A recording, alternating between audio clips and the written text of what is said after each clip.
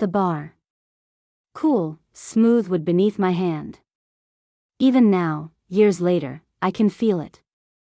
The scent of rosin and sweat, the faint echo of Tchaikovsky in a cavernous, sun-drenched studio.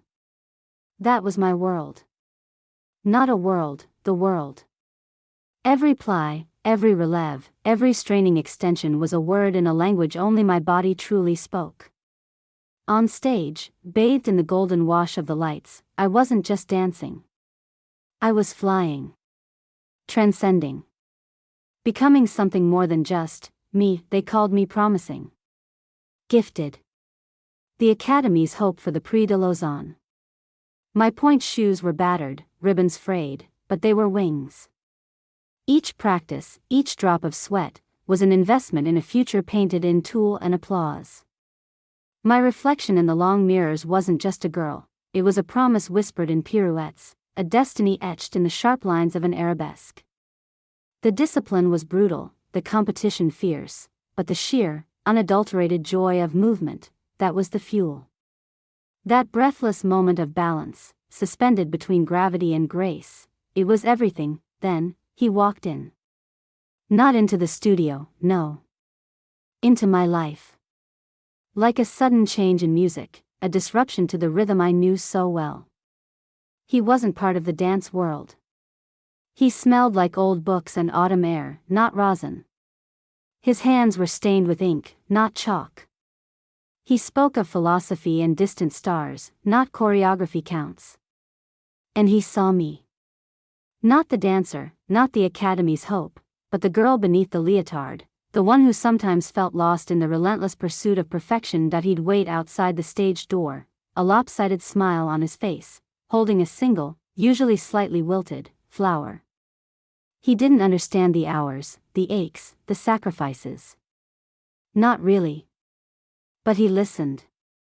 He made me laugh, a real, unrestrained sound that felt alien and wonderful after the controlled breathing of the studio. He painted a different kind of future, one filled with quiet mornings, shared dreams that didn't involve spotlights, a life, slower. Grounded. The choice began to loom, unspoken at first, then louder, a discordant note in my symphony. The director warned me. My instructors pleaded. My own reflection seemed to waver, the dancer blurring with the woman he saw. Could I have both? The relentless demands of a prima ballerina's path left little room for anything, or anyone, else. He needed presence. Time. A partner who wasn't constantly chasing the ghost of perfection across the stage. That he never asked. Not in words. But his eyes, the way he held my hand, the future he sketched in conversations under lamplight, they asked. The dance was a jealous god, demanding utter devotion. He represented a different faith, a quieter worship. The day I hung up my pointe shoes, the silence in my apartment was deafening. No music. No rhythmic tapping. Just the heavy weight of a decision that felt like severing a limb. I packed away the leotards, the ribbons, the photographs of triumphs that now felt like relics from another life. For him. For us. For the promise of that quiet, grounded future. I chose the man who saw the girl, stepping away from the stage where I had only ever been the dancer. I traded the applause of thousands for the attention of one. It felt like the grandest sacrifice, the ultimate ply of the heart, bending my entire world for him. I believed, with the fierce conviction only youth can muster, that this love was worth more than any spotlight. That I chose Ethan. It sounds so simple now, a name spoken into the quiet. But saying goodbye to Alina, the dancer, that was tearing myself in two. Ethan, with his steady gaze and quiet laugh, promised a different kind of fulfillment. A life built on shared moments, not solo spotlights. He painted visions of a cozy apartment filled with books, lazy Sunday mornings, travels to places that weren't just backstage corridors. It seemed like a fair trade, a worthy exchange. My wings for his world. The early days were an adjustment. Learning to be still. Learning the rhythm of a life not dictated by rehearsal schedules and performance dates. There was a beauty in it, I told myself. The smell of coffee brewing, the way Ethan would read aloud in the evenings, his voice a calm counterpoint to the demanding orchestras of my past. I learned to cook, something beyond the quick fuel ballerinas survived on. I tried to find joy in the mundane, the domesticity I had traded my grandietés for, but the silence, it still crept in. Sometimes, passing a theater, I'd feel a physical ache, a phantom limb twitching. Seeing posters for the ballet sent a pang through me, sharp and unexpected. Ethan was kind, mostly attentive. He'd hold me when he found me staring blankly out the window, humming a forgotten variation. But could he truly understand what haunted the quiet spaces? The ghost of applause, the spectral feel of stage lights on my skin?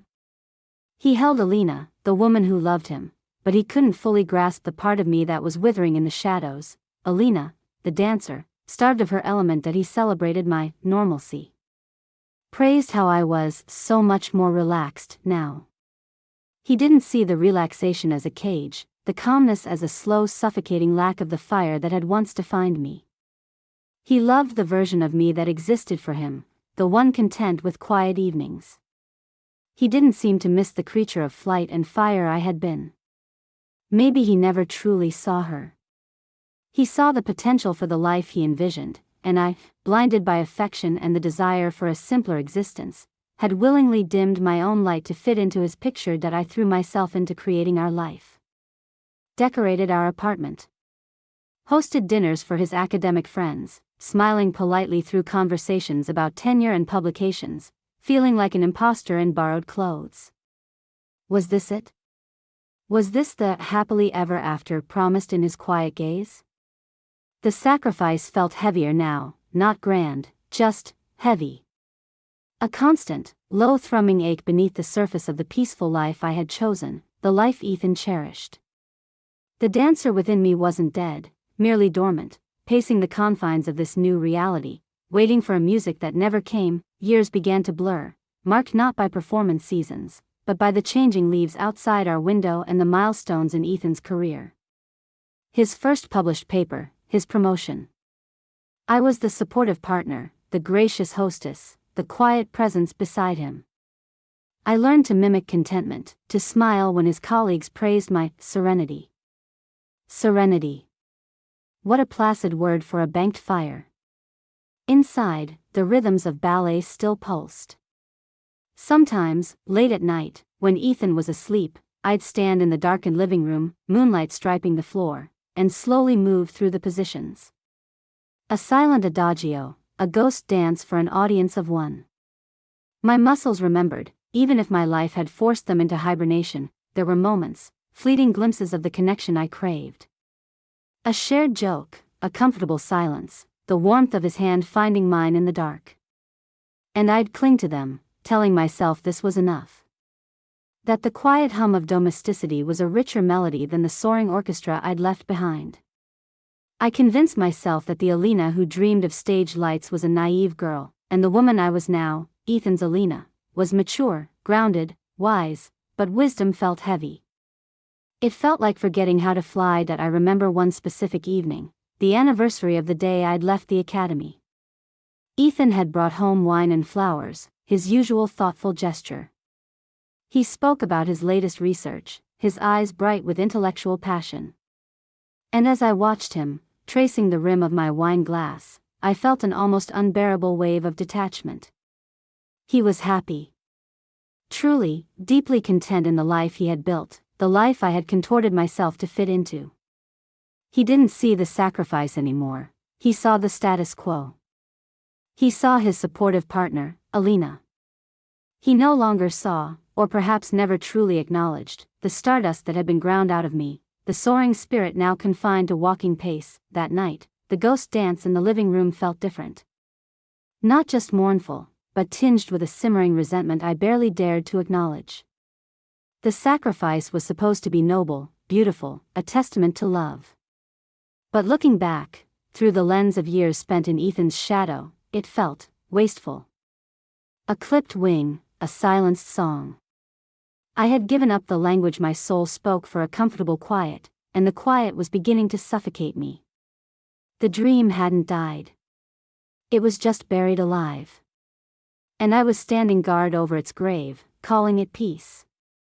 This was the life I had chosen. This was the price of loving Ethan. I just hadn't understood the full cost until the silence became louder than any applause ever was. The fall from grace wasn't metaphorical. Not this time. It was brutally literal. Rain. So much rain that night, blurring the city lights into impressionistic streaks on the taxi window. Ethan was giving a lecture interstate. I was returning late from one of those obligatory dinners with his colleagues. The kind where I smiled until my face ached and spoke little, a decorative appendage to his success. The taxi swerved, headlights blinding, a sickening screech of metal on metal. Then, impact. A sharp, blinding pain in my leg, followed by an unnerving, terrifying numbness, darkness. Confusion. The sterile smell of antiseptic replacing the scent of rain-soaked streets. Hospital lights overhead, too bright. Muffled voices, hushed and serious. And then the doctor's face, kind but grave, explaining the damage. Nerves. Tendons. Bones that wouldn't heal quite right. He used clinical terms: permanent nerve damage, chronic pain, a resulting limp. A limp.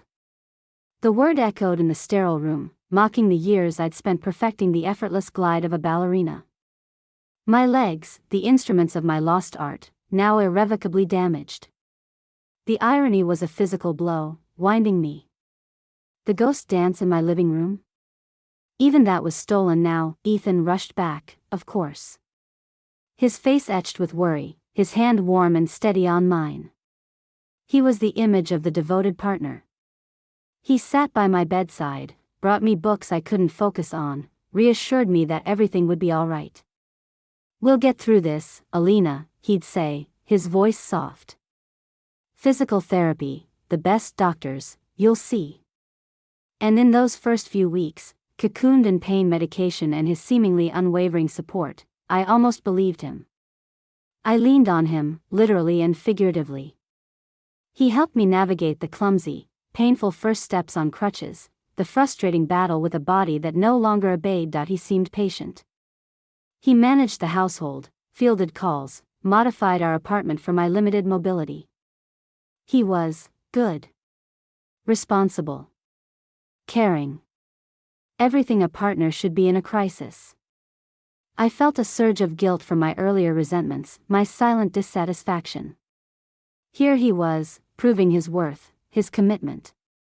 This was the Ethan I had chosen, the steady rock. The pain was immense, the future uncertain, but his presence was a constant, a seeming reassurance that I wasn't alone in this new, fractured reality. The quiet life we shared suddenly felt less like a cage and more like a necessary sanctuary. I clung to his hand, believing, needing to believe, that his love was the one thing the accident hadn't broken. Physical therapy became my new choreography. Brutal, repetitive, humiliating. Instead of striving for effortless grace, I fought for inches of movement, battled relentless pain, celebrated pathetic milestones like walking across a room without stumbling. The therapists were kind but realistic. The limp wasn't going away. It was part of me now, a permanent, unwelcome alteration to my physical signature. My body, once a finely tuned instrument, felt alien, broken, a constant reminder of fragility, and Ethan, the cracks began to show. Patience wore thin. The devoted caretaker morphed slowly into someone burdened. There were sighs when I needed help, a subtle rolling of the eyes when I moved too slowly. His reassurances started to sound hollow, rehearsed. The attentive presence by my side became more sporadic. He was busy, he'd say. Work deadlines. Research. His world, the one I had orbited, continued its steady spin, while mine had ground to a jarring halt. The first time he mocked the limp, it was disguised as a joke. We were walking, well, I was shuffling, he was strolling, in a park. I stumbled slightly on an uneven patch of ground. "Whoa there, twinkle toes," he said, a smirk playing on his lips. "Careful you don't trip over your own feet." He chuckled, as if it were light-hearted banter. But the nickname, Twinkle Toes, a relic from my dancing days, felt like a shard of glass twisted in an open wound. My breath caught. He saw my expression and quickly added, "Just kidding, Alina. Lighten up." But the cruelty lingered in the air, sharp and metallic. That it didn't stop there. It escalated, slowly, insidiously. Little comments about my new gait. An exaggerated imitation of my walk when he thought I wasn't looking, quickly stifled when I turned. He started calling my leg my souvenir from the accident. Each comment, each casual barb, chipped away at the pedestal I had placed him on. This wasn't the kind, supportive Ethan I thought I knew. This was someone else. Someone mean. Someone who seemed to resent the imperfection I now embodied. The realization dawned slowly, painfully. His initial care hadn't been love or deep compassion. It had been duty, performance. Or perhaps he'd simply loved the idea of me, the graceful, accomplished woman who chose him. Now that the grace was gone, replaced by a visible, undeniable flaw, was the love gone too? The sanctuary he represented began to feel like a prison again, but this time, the bars were made of his pity, his growing disdain, his casual cruelty. The physical pain from the accident was immense, but this slow, dawning betrayal? This cut deeper. It severed something vital, leaving me more crippled than any damaged nerve ever could. He wasn't just laughing at my limp, he was laughing at the sacrifice I had made for him. The mask of civility Ethan wore grew thinner each day, eventually becoming transparent. His resentment was no longer a subtle undercurrent, it was a palpable force in our apartment, making the air thick and difficult to breathe. The casual barbs became deliberate insults, often delivered with a veneer of intellectual superiority that somehow made them sting even more. He criticized my inability to keep up with his social life, complained about the adaptations made for me in our home, treated my physical needs as tiresome inconveniences. The man I had sacrificed my world for was now actively punishing me for the consequences of a tragedy. The breaking point came on a seemingly ordinary Tuesday evening. He was presenting an award at some university function. I had declined to attend, crowds were still difficult, standing for long periods agonizing. He came home late, flushed with success and champagne. He found me in the kitchen, struggling to reach a high shelf, my balance precarious. Instead of helping, he leaned against the doorframe, watching, a look of unveiled contempt on his face. Still playing the wounded bird, Alina, he slurred slightly, the alcohol sharpening his cruelty. "It's been months. Don't you think this damsel in distress act is getting a little old?" I froze, hand outstretched. Wounded bird. The phrase struck me, ugly and sharp. I turned slowly, facing him. "Is that what you think this is, Ethan? An act?" He pushed himself off the doorframe and walked towards me, his movements unsteady but his gaze sharp. "I think," he said, stopping inches away, looking down at my leg, then back at my face, "that I traded my life for a ballerina, and I ended up with this."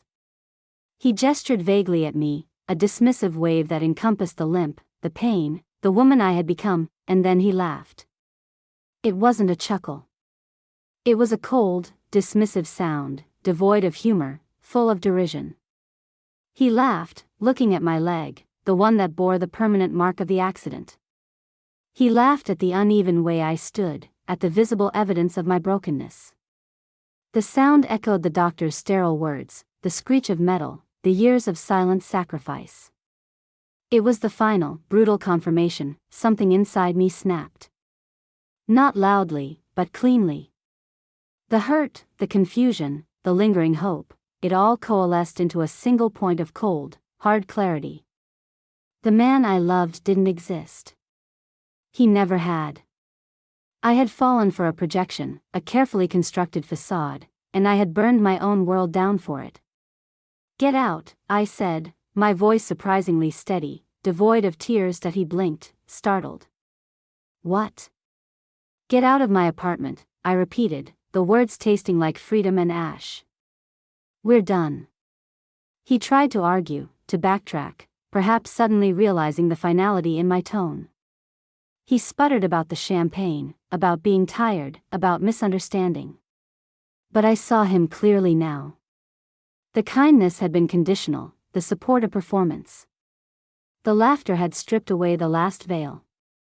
There was nothing left to salvage. He left. The door closed behind him, the click echoing in the apartment that suddenly felt vast and empty, yet strangely lighter. The fall was complete. The betrayal absolute. I was alone, broken, stripped of my career and the love I thought defined me. Rock bottom. But as the shock subsided, replaced by a deep, aching grief, there was something else too. A flicker. Not of hope, not yet. But of release. The performance was over. I no longer had to pretend. The silence that followed his departure wasn't the suffocating quiet of my buried dreams. It was just silence. Waiting. Rock bottom isn't a sudden impact. It's a slow settling into cold, hard ground. The weeks following Ethan's departure bled into a gray, formless expanse of time. Days were measured in painkillers and the effort it took to simply get out of bed. The apartment, once a symbol of the life I'd chosen, now felt like a mausoleum filled with the ghosts of bad decisions. His books still lined the shelves, mocking me with their intellectual weight. Every corner held a memory, tainted now by the bitter aftertaste of his laughter. Loneliness was a physical presence, heavy and suffocating. There was grief, yes, for the man I thought I loved, for the future I thought we'd have. But beneath it, a deeper, older grief resurfaced with sharp claws, the grief for the dancer I had been, the life I had abandoned. The sacrifice now felt utterly, devastatingly pointless. I had given up everything for a man who despised my vulnerability, my imperfection. My limp wasn't just a physical ailment, it felt like a brand, a scarlet letter signifying my failure. I drifted. Neglected calls from worried friends, let dust gather on the surfaces Ethan used to keep meticulously clean. Stared out the window for hours, watching the world move on without me, each passerby a reminder of the mobility I'd lost, the purpose I couldn't find. Physical therapy felt pointless now.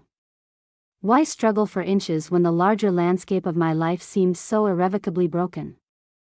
Despair was a thick fog, muting colors, silencing sounds, making every breath an effort. Was this it? Was this the final act? Alina, the forgotten dancer, the discarded woman, fading away in a quiet apartment filled with regrets. Then, one rain-slicked afternoon, driven by a need I didn't understand, perhaps just the need to clear something out, I opened a storage closet I hadn't touched since moving in with Ethan. Dusty boxes, old suitcases. And tucked away at the very back, beneath moth-eaten blankets, was my old dance bag. Hesitantly, I pulled it out. The canvas was worn, the zipper stiff. Inside, the scent hit me first. Faint, but unmistakable. Rosin. Old leather. Sweat. My heart gave a painful jolt at my fingers brushed against worn satin. Pointe shoes. Not the pristine ones from my final performances, but an older pair, battered and broken in, the ones I wore when I was still just a girl dreaming, pushing her limits, finding joy in the sheer effort. They were misshapen, stained, the ribbons frayed, relics of a forgotten self. I lifted one, the weight familiar yet distant in my hand. It represented everything I had lost. The discipline, the grace, the effortless flight, holding that ruined shoe, the symbol of my shattered past, something shifted. It wasn't a lightning bolt, no sudden epiphany. It was quieter. A flicker, deep inside, beneath the layers of grief and bitterness. Looking at the shoe, I didn't just see the lost dream. I saw the work. The sweat. The resilience it took to master the impossible balance. The strength, not just of muscle, but of will. That strength, was it entirely gone? The dancer was broken, yes. The stage was lost forever. But the spirit that drove her, the passion for movement, the understanding of discipline and form, was that still in here somewhere, buried beneath the wreckage? The shoe wasn't just a reminder of what I couldn't do anymore. Maybe it was a reminder of who I fundamentally was. That old pointe shoe sat on my coffee table for days, a silent accusation and invitation. I'd stare at it, sometimes tracing the worn satin with a finger, feeling the phantom ache in my arches. The memories it stirred weren't just of pain and sacrifice anymore. Intermingled were flashes of the sheer effort, the unwavering focus, the iron discipline it took to make something so difficult look effortless. Had I truly lost all of that? Was the Alina who endured grueling 8-hour rehearsals completely erased by the woman Ethan had belittled? Hesitantly, driven by an impulse I still didn't quite trust, I started to move. Not dancing, not really. Just moving. In the confines of my living room, with the curtains drawn. Simple stretches, reaching towards the ceiling, feeling the pull in muscles long dormant. My leg protested, sending jolts of familiar pain, and the limp was always there, a clumsy counterpoint to the remembered grace. But I didn't stop. I worked with the limitation, not fighting it as I had in therapy, but acknowledging its presence, exploring the range of motion I did have. It was awkward. Frustrating. Tears welled up more than once. But underneath the frustration, something else was happening. A reconnection. Not with the ballerina I was, but with the body I inhabited now. This body, flawed and scarred, was still mine. It still responded, however imperfectly, to intention. Movement, even this broken, hesitant kind, felt grounding. It was a language I still understood, even if my vocabulary was drastically reduced. That I started watching people move. Not dancers on a stage, but ordinary people in the park, children chasing pigeons, an elderly couple walking hand in hand. I saw the natural rhythms, the unconscious grace, the storytelling in their posture, their stride. Dance wasn't just about pirouettes and fouettes. It was about expression, communication, the body telling a story words couldn't capture. It was about strength, balance, resilience. Principles that applied far beyond the polished floors of an academy, and the thought, fragile as a butterfly's wing, landed softly in my mind. What if? What if dance wasn't just about achieving physical perfection? What if it was about finding strength within imperfection? What if the discipline, the focus, the body awareness I had learned could help others? Not to become prima ballerinas, but to connect with their own bodies, to find their own grace, their own expression, regardless of perceived flaws or limitations. The idea of teaching had always seemed absurd before. Who would learn from a broken dancer? But now, the concept shifted. Not teaching ballet as I knew it, but teaching movement, resilience through motion, finding power in the body you have, not the one you wish you had. Could my brokenness, the very thing Ethan despised, be the source of a different kind of understanding, a unique approach? Could I take the discipline of my past and reshape it into something new, something inclusive, something healing? It was a terrifying thought, audacious even. Starting something, building something, after feeling so utterly destroyed? It seemed impossible. But the spark, ignited by a battered satin shoe, refused to be extinguished. It began to glow, casting a tentative light into the suffocating darkness. The idea wasn't a sudden cure-all. Fear was a constant companion, whispering doubts in the quiet hours. A broken dancer teaching others? Who do you think you are? Ethan was right, you're damaged goods. The echoes of his laughter, the phantom pains in my leg, the sheer weight of past failures, they all conspired to keep me small, hidden away in the apartment that had become my reluctant shell. Building something new seemed insurmountable when I still felt so broken myself, but the spark persisted. It was fueled by a quiet anger now, a refusal to let Ethan's cruelty be the final word on my story. It was nourished by the rediscovery of movement, however altered. This body, my body, had carried me through agony, and it was still here. Still capable. Maybe not of soaring leaps, but of resilience. Of intention. Of finding a different kind of strength. So, I started small. Tentatively. Notebooks filled with sketches, not of elaborate choreography, but of foundational movements, exercises focused on balance, core strength, mindful connection between body and breath. I researched kinesiology, adaptive movement therapies, philosophies of dance that embraced imperfection. I devoured books, not the ones Ethan had left behind, but new ones about healing, anatomy, the psychology of movement. My apartment, once a mausoleum, slowly transformed into a research den, cluttered with notes and diagrams. The mirror became less of an enemy. I started truly looking at myself again. Saw the limp, yes, but also saw the strength in my shoulders, the focus in my eyes. I began experimenting more deliberately with my own movement, adapting old ballet principles, the turnout, the posture, the control, to my current reality. It wasn't about mimicking the past, it was about translating its essence into a new language, one my body could speak now. One crisp autumn afternoon, I found myself standing outside a small, dusty storefront with a "For Rent" sign taped to the window. It was nothing like the grand studios of my youth. Just a simple room, slightly neglected, on a quiet side street. Peering through the grimy glass, I could almost see it, not filled with aspiring prima ballerinas, but perhaps with people like me. People feeling disconnected from their bodies, people carrying scars, visible or invisible. People needing to find their own way to move, to feel strong, to express themselves without judgment, taking that step, calling the number on the sign, signing the lease with trembling hands, using the last of my meager savings, felt like jumping off a cliff. Every instinct screamed at me to retreat back into the familiar shadows of grief and regret. But the spark, now a small, steady flame, urged me forward.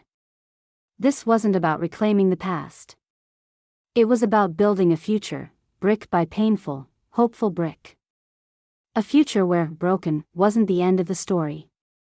Maybe, just maybe, it was the beginning of a different, more authentic one. The fear was still there, a cold knot in my stomach. But for the first time since the accident, it wasn't the only thing I felt. There was also a flicker of fierce, terrifying hope. The key turned in the lock with a grating sound, opening onto potential. And a lot of dust. The small storefront wasn't just empty, it was weary. Paint peeled from the walls like sunburnt skin, the floorboards were scuffed and dull, and the air hung thick with the ghosts of previous tenants, a failed bakery, a short-lived bookstore. It was a far cry from the gleaming, mirrored studios of my past, with their sprung floors and professional bars. This was just a room. An empty, echoing room that represented both my audacious hope and my terrifying gamble. Cleaning became my new warm-up routine. Scrubbing floors until my knees ached, scraping old paint with hands that still sometimes felt clumsy, wrestling with leaky pipes. My leg throbbed constantly, a dull metronome marking the slow, laborious rhythm of transformation. There was no budget for contractors, no staff. Just me, my toolkit, and a stubborn refusal to be deterred. Every cleaned window, every fresh coat of paint felt like reclaiming a piece of myself, building something tangible from the wreckage of my former life. I installed a simple wooden bar myself, sanding it smooth, remembering the feel of the one I'd first touched years ago. It wasn't perfect, but it was mine. Then came the terrifying part, finding students. How do you convince people to learn from a dancer who visibly falters? How do you advertise a philosophy of movement that celebrates imperfection in a world obsessed with flawless performance? I designed simple flyers, my hands shaking slightly as I pinned them up on community notice boards, in cafes, at the local library. Phoenix Dance Studio, I called it, the name feeling both pretentious and deeply, personally resonant. Movement for every body. Discover your strength. Find your expression. Each flyer felt like sending a fragile message in a bottle out into a vast, indifferent ocean. Days turned into weeks. The freshly painted studio remained silent, amplifying my doubts. Had I been a fool? Was this just another misguided dream? I'd sit on the floor, the emptiness pressing in, the echo of Ethan's laughter a persistent ghost. Maybe he was right, and then, one hesitant knock. An elderly woman, leaning heavily on a cane, peered through the glass. Is this the place for everybody?" she asked, her voice raspy with age and disuse. She spoke of stiff joints, of feeling invisible, of wanting to feel alive again in her own skin. She became my first student. Slowly, others followed. A shy teenager, self-conscious about his perceived clumsiness. A young mother seeking an hour of escape and reconnection with herself. A man recovering from an injury, frustrated with traditional physiotherapy. They weren't the lithe, ambitious dancers of my past. They were ordinary people, carrying their own unique burdens and limitations, drawn by the promise of a space without judgment. The first classes were terrifying. My voice trembled. My limp felt exaggerated under their watchful eyes. Could I truly guide them? But as I started teaching, focusing not on rigid positions but on breath, balance, finding the feeling within the movement, something clicked. I shared my own struggles, adapted exercises, celebrated small victories, a longer balance held, a freer swing of the arm, a moment of uninhibited expression. It wasn't about perfection. It was about the process. About the courage it took to show up, to move, to try. And in their tentative movements, in their growing confidence, I saw not just their spark, but the steady strengthening of my own. The Phoenix wasn't just the studio's name, it was the process we were all undergoing. Together, word travels in quiet ways. A whispered recommendation over coffee, a shared story of newfound confidence, the visible change in someone's posture or energy. Slowly, steadily, Phoenix Dance Studio began to fill. The single room, once echoing with emptiness, now buzzed with a gentle energy, the shuffling of feet, focused breathing, occasional bursts of laughter, music that ranged from classical adagios to soulful blues, depending on the class's mood and focused at it wasn't anything like the hushed, competitive reverence of the academies I knew. Here, students encouraged each other. A shared smile when someone mastered a difficult balance, a helping hand offered without prompting. We celebrated effort as much as achievement. My teaching evolved, coalescing into something I tentatively called kinetic resonance, a blend of adapted classical techniques, mindful movement, and guided improvisation focused on connecting with personal narratives and emotions through the body. It wasn't about hitting perfect lines, it was about finding your own line, your own authentic way of moving through the world, both inside the studio and out. The diversity was startling, beautiful. Teenagers exploring their identities found a safe space alongside seniors reclaiming mobility. Survivors of trauma worked through embodied memories. People simply tired of feeling disconnected from themselves found a community. My limp, once a source of shame, became just a part of me. Sometimes, demonstrating, I'd adapt a move, explaining why, showing how limitation could breed creativity. It became a symbol, not of brokenness, but of adaptation, of finding a different path. Of course, growth brought new struggles. The finances were a constant tightrope walk. The small space felt increasingly cramped. And inevitably, whispers reached me from the established local dance scene. Dismissive comments overheard at competitions I didn't attend. It's therapeutic exercise, not dance. She was a promising ballerina once, wasn't she? Such a shame. The old sting was there, the automatic flinch learned from Ethan's derision. But now, it was different. I had proof of concept within my own walls. I had the radiant face of the elderly woman, now moving with surprising fluidity. I had the formerly shy teenager now choreographing his own expressive pieces. I remember Sarah, a young woman who arrived withdrawn and silent, recovering from a serious illness that had ravaged her self-esteem. Months she spent in the back row, barely meeting anyone's eye, her movements small, contained. We worked patiently, focusing on grounding, on small expansions, on the simple act of taking up space. Then one day, during an improvisation exercise, something broke free. She began to move, really move, across the floor, not technically perfect, but with a raw, breathtaking honesty. Tears streamed down her face, but she was smiling. It was a resurrection in miniature, a testament to the power of movement to heal and reclaim. That moment, witnessed by the quietly supportive circle of her classmates, felt like a greater triumph than any standing ovation I'd ever received. Those moments became the studio's reputation. Not built on prestigious awards or producing professional dancers, but on transformation. Phoenix Dance Studio became known as a place where people found more than just exercise. They found connection, acceptance, and a way back to themselves. It wasn't the career I had dreamed of as a girl. It was something more substantial. Something real, built not on illusion or sacrifice for another, but on shared vulnerability and the tenacious, flickering flame of the human spirit refusing to be extinguished. The little storefront, bursting at the seams with life and energy, couldn't contain the growth.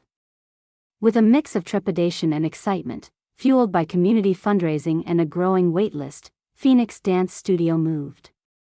Not to a sterile corporate building, but to a larger, light-filled space, an old textile mill, repurposed, retaining its character but equipped now with proper sprung floors, a concession to safety and longevity, multiple studio rooms, and even a small, quiet space for meditation and reflection. I hired instructors, carefully training them in the Phoenix method, ensuring they shared the core philosophy of inclusivity and healing through movement. The expansion felt like a new level of exposure, of risk. But the heart of the place remained the same. The laughter echoed louder now, the music swelled, the community deepened. We held showcases, not competitions. Performances where Sarah, radiating confidence, might share the stage with the elderly woman leading a gentle seated choreography, or the teenager performing a powerful piece about self-discovery. They weren't about technical perfection, they were celebrations of journeys, of resilience expressed through motion. Then came the unexpected spotlight. A journalist, initially skeptical, spent a week observing classes, interviewing students, talking to me. Her subsequent article, published in a major national magazine, wasn't just a review, it was a profound exploration of what Phoenix Dance Studio represented. She called it more than a dance school, describing it as a sanctuary for movement, healing bodies and spirits alike. She highlighted the unique methodology, the radical inclusivity, the focus on emotional expression over elite technique. The response was overwhelming. National news segments followed. Awards, not from the traditional dance world, but from foundations recognizing innovation in wellness, community building, and therapeutic arts. Suddenly, Phoenix Dance Studio wasn't just a local haven, it was being hailed, in bewildered and sometimes glowing terms, as one of the most impactful, innovative dance institutions in the country. The best dance academy, one headline proclaimed, though the article clarified it meant best in terms of its unique mission and transformative impact, not in producing competition winners. It was surreal. Standing in the bustling main studio, watching dozens of people move with intention and joy, hearing the hum of conversation and music, I'd sometimes catch my reflection in the large mirrors. The limp was still there, a part of my silhouette. But it no longer defined me. The journey from that desolate apartment, holding a battered pointe shoe, to this thriving, nationally recognized center for healing and expression, felt both impossibly long and breathtakingly swift. This success wasn't the kind I'd once craved, the roar of the crowd, the solo spotlight. It was quieter, deeper, woven into the fabric of the community we had built. It was the legacy of shared vulnerability, the triumph of spirit over adversity. The phoenix had truly risen, not just for me, but for everyone who found their wings within these walls. We had redefined what a dance academy could be, what dance itself could mean. And in doing so, I had finally, fully, redefined myself. Not as Alina, the broken ballerina, but as Alina, the founder, the healer, the woman who learned to dance again. Flaws and all, time flows differently when you're building something that sustains others. Years passed, marked by the rhythm of classes, the graduation of instructors I'd mentored, the quiet joy of seeing students find their footing, literally and metaphorically. Phoenix Dance Studio wasn't just an academy anymore, it was an ecosystem of healing, resilience, and expression. Its reputation was solid, its methods studied and emulated. We had waiting lists not just for classes, but for teacher training programs. The space buzzed with a life force I could once only dream of possessing myself. My role shifted. While I still taught special workshops, drawing on my unique perspective, much of my time was now spent mentoring my team, guiding the academy's growth, ensuring the core vision remained pure even as we expanded our reach. I watched instructors I'd trained, some of whom had arrived as broken students themselves, now confidently guiding others with that same blend of technical knowledge and profound empathy that defined the Phoenix Way.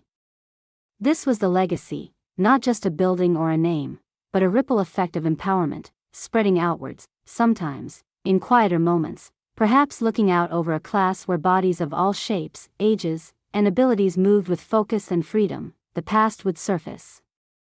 Not as a tidal wave of pain anymore, but as a distant shoreline, viewed with clarity. The memory of Ethan, his face contorted in that cruel laugh, it no longer held the power to wound me. The anger had long since faded, replaced by a kind of sad understanding. His mockery wasn't about my weakness, it was about his own. His inability to cope with imperfection, his need for a flawless partner to reflect his own desired image. He hadn't broken me. He had simply revealed the cracks that were already there, forcing me onto a different, ultimately more authentic, path that I hadn't sought news of him, hadn't felt the need. My life was full, my present rich and demanding. But inevitably, in the small world of academia he inhabited, word trickled back through mutual acquaintances I occasionally encountered. Ethan had achieved the conventional success he craved: tenure, publications, respect in his field. He had married again, someone younger, presumably appropriately, unbroken. Yet, the descriptions lacked warmth. They painted a picture of a man driven, respected, but perhaps, hollow. A man who had achieved his goals but seemed perpetually unsatisfied, still chasing some elusive validation point. One afternoon, attending a city arts funding gala, something I did now as head of a respected institution, I saw him across the crowded room. He hadn't changed much physically, perhaps a little heavier, lines of stress etched around his eyes. He was holding court, expounding on some theory, gesturing emphatically. He didn't see me. I watched him for a moment, this man who had once held my entire world in his hands, who had shattered it with a laugh. And I felt nothing. No bitterness. No lingering pain. Just a profound sense of distance. We were inhabitants of different universes now. His was built on intellectual pride and the pursuit of external validation. Mine was built on resilience, connection, and the messy, beautiful truth of human imperfection that I turned away from the sight of Ethan, a small, almost imperceptible movement. He belonged to a different story, a different lifetime. My focus was here, in this room filled with people dedicated to the arts, many of whom now knew and respected the work being done at Phoenix Dance Studio. My presence here wasn't about seeking approval from the world he inhabited, it was about representing the community we had built, advocating for the power of inclusive, healing movement. There was nothing left to confront, nothing left to prove to him. My life, the thriving academy, the transformations witnessed within its walls, they were their own quiet, irrefutable answer. Looking back now, the path seems almost inevitable, though it felt like pure chaos while stumbling through it. The relentless pursuit of perfection that defined my ballet years, it seems so fragile now. It demands flawlessness, and life, inevitably, is flawed. Accidents happen. Hearts break. Bodies age. True strength isn't about never falling, it's about how you rise. It's about integrating the breaks, the scars, into who you are, letting them inform your movement, your understanding, your compassion. Grace, I learned, isn't just about effortless beauty, it's about navigating limitations with honesty and courage. It's about the resilience required to keep moving, even when every step is an effort. Dance. I once thought it was about escaping reality, transcending the ordinary. Now I know it's about inhabiting reality more fully. It's a way to process, to understand, to communicate what lies deeper than words. It's listening to the body's wisdom, honoring its stories, whether they speak of joy, grief, trauma, or simple presence. In the Phoenix method, we don't aim to silence the discordant notes, we aim to weave them into the music, creating richer, more complex harmonies. We teach technique not as a rigid cage, but as a tool set, tools to build awareness, strength, balance, and control, so that authentic expression has a solid foundation. The legacy isn't just in the awards or the articles. It's in the quiet moments I witness daily. It's in the former student, once terrified of taking up space, who now runs her own community movement group for anxious teens. It's in the veteran, using adapted dance to manage PTSD symptoms, finding moments of peace in controlled breathing and mindful motion. It's in the grandmother who sends me photos of herself dancing with her grandchildren, something she thought impossible just years before. It's in the network of certified instructors sharing this philosophy in hospitals, schools, community centers, far beyond our initial reach. It's a living, breathing thing, constantly evolving, carried forward by countless individuals who discovered their own resilience within our walls. Sometimes, late in the evening, after the last class has finished and the studios are quiet, filled only with the settling dust motes dancing in the residual light, I walk through the space. The faint scent of sweat and effort lingers, but it smells like life, not pressure. I might stand at the bar, not to practice demanding combinations, but just to feel the familiar wood, to ground myself. Sometimes, I move. Not a performance, not a rehearsal. Just Alina, moving. Feeling the familiar landscape of my body, the strength, the aches, the permanent asymmetry of the limp. It's a quiet conversation, a form of moving meditation. Acknowledging the past, inhabiting the present, breathing into the future. There's a peace in it that surpasses any applause I ever received or craved. It's the peace of integration, of knowing that the fall was necessary for the rise. The sacrifice, initially made for someone else, was ultimately reclaimed for myself, transformed into the bedrock of a purpose I could never have imagined. The girl who dreamed of being the perfect ballerina had to break, had to grieve, had to rebuild, to become the woman who understood that perfection was never the point. The point was the dance itself, the messy, flawed, resilient, beautiful dance of life. And finding the courage, always, to keep moving, finding your own rhythm, your own grace, one step at a time. My academy stands as a testament to that, a sanctuary built from ruins, now reaching for the sky. The phoenix, reborn not in spite of the ashes, but because of them. This understanding didn't come easily. It was forged in the crucible of physical pain and profound emotional betrayal. For years after Ethan left, the phantom limb of my ballet career ached almost as much as my injured leg. I mourned the loss of that effortless physical dialogue, the intoxicating high of performance, the clear, linear path towards excellence I had been trained for since childhood. The world of elite ballet is seductive in its singular focus: strive, perfect, transcend. It offers a conditional acceptance based on achieving near impossible standards. My identity was so tightly woven into that pursuit that its loss felt like a complete unraveling. Rebuilding required not just finding a new purpose, but fundamentally redefining my own worth. Ethan's rejection was devastating precisely because it weaponized my deepest fear, that without the perfection of the dance, I was inherently flawed, unworthy. His laughter wasn't just about the limp, it was a dismissal of my entire being, validating the harsh internal critic fostered by years of relentless ballet training. Overcoming that required dismantling the belief that my value was tied to my physical capabilities or external validation. It meant learning to see the injury not as a mark of failure, but as a catalyst. A brutal, unwanted catalyst, but a catalyst nonetheless. The Phoenix method itself grew organically from this personal reckoning. When the first students arrived, hesitant and vulnerable, I saw my own fears mirrored in their eyes. The fear of judgment, the shame surrounding perceived physical shortcomings, the feeling of disconnection from one's own body. I couldn't offer them the promise of turning into technically perfect dancers. I didn't believe in that promise anymore, and my own body was proof of its limitations. What I could offer was empathy. Understanding.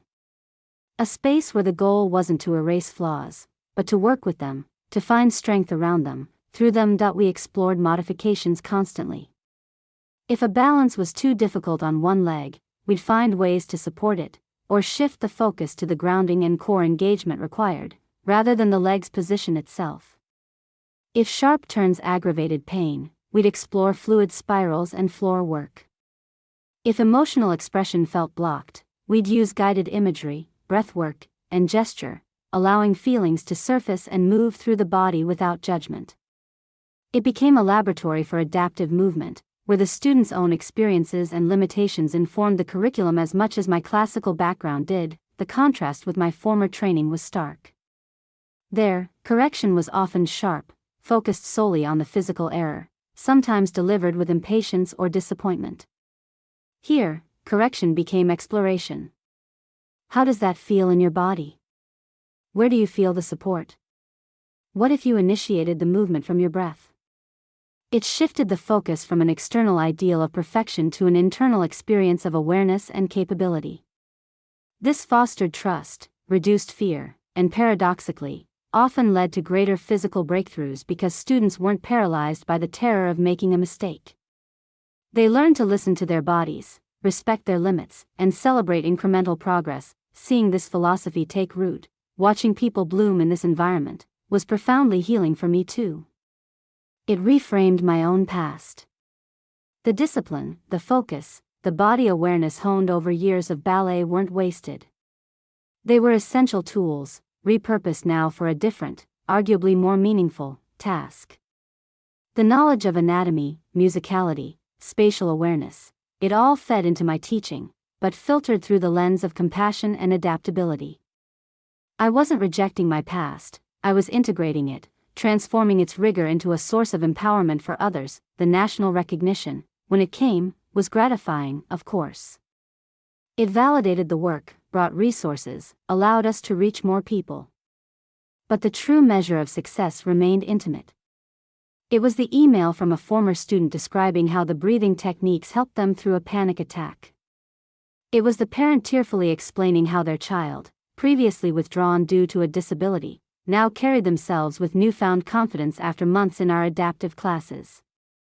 It was the quiet hum of connection in the studio, the shared understanding that passed between students who knew, without words, that this was a place where they could show up fully, imperfections and all, and still be seen, valued, and encouraged to move. My life now is full. Busy, yes, managing the academy requires constant effort. But it's a fullness that energizes rather than depletes. Unlike the consuming fire of my ballet ambitions, or the draining performance of being Ethan's partner, this work nourishes me. There's a sense of rightness to it, of alignment between my internal values and my external reality. The solitude I once feared, after Ethan left, has transformed into a cherished space for reflection and recharge. My relationships are built on mutual respect and authenticity, not on illusion or the need for external validation, and sometimes, when the light hits the studio floor just right, I still see the ghost of the girl in the pointe shoes. But she's not haunting me anymore. She's integrated, a part of the woman I've become. I can acknowledge her dreams, her discipline, her pain, without being defined by them. The phoenix didn't just rise, she learned to fly in a completely different way, with wings reshaped by fire, stronger and more resilient than she ever knew possible. The final curtain never truly falls, the dance just changes. And finding beauty in that change, in that ongoing movement? That, I believe, is the greatest performance of all.